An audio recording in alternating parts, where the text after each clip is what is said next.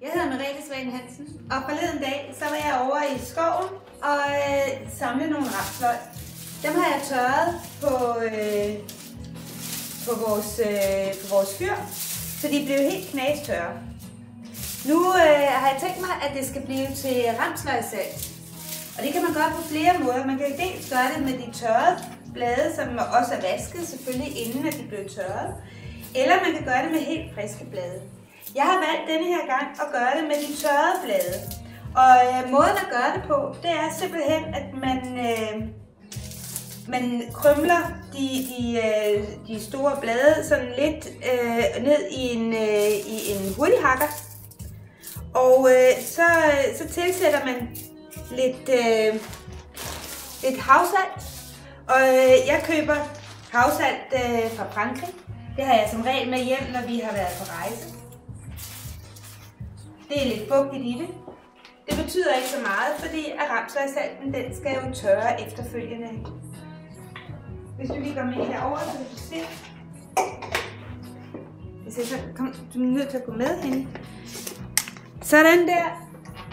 Det er jo ikke noget studiekøkken, jeg har, så vi tager det lidt som det bedste kan.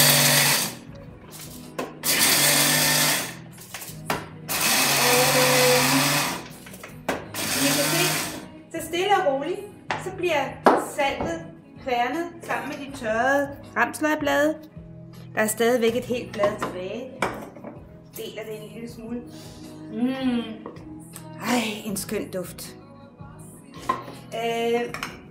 Når det så er findelt så meget, som man synes, det skal være, så gælder det om hurtigt at få det tørret igen.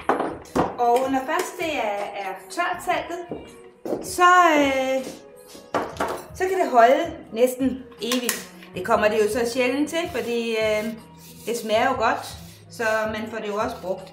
Det er super lækkert at putte ramsløgsalt på sine æggemadder, eller på det blødkogte morgenæg her til påske. Og det er jo faktisk derfor, at jeg har gang i det.